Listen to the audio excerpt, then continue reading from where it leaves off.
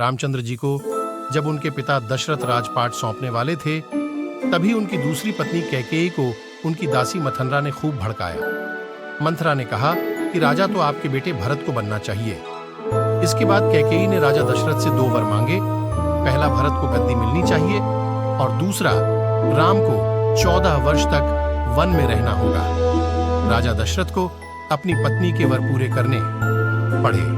जब रामचंद्र जी वनवास के लिए अयोध्या से निकले, तब लक्ष्मण जी ने भी उनके साथ जाने की इच्छा जाहिर की। लक्ष्मण के वन जाने की बात सुनकर उनकी पत्नी उर्मिला भी साथ जाने की जिद करने लगती है।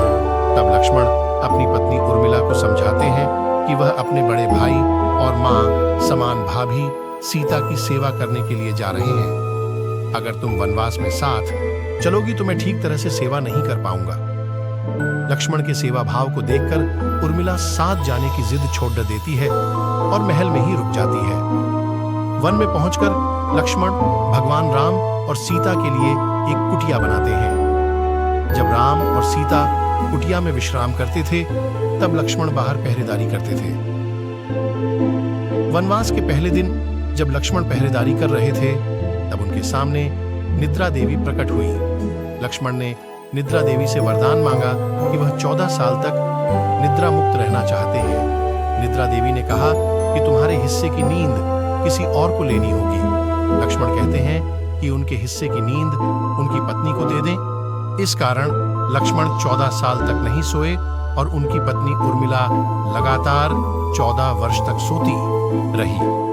14 वर्ष बाद जब भगवान राम और माता सीता के साथ जब लक्ष्मण अयोध्या वापस आए, तब नींद की अवस्था में रामचंद्र जी के राजतिलक समारोह में उर्मिला भी उपस्थित थी। यह देख लक्ष्मण को हंसी आती है। जब लक्ष्मण से हंसी की वजह पूछी गई, तो उन्होंने निद्रा देवी के वरदान के बारे में सब कुछ बताया।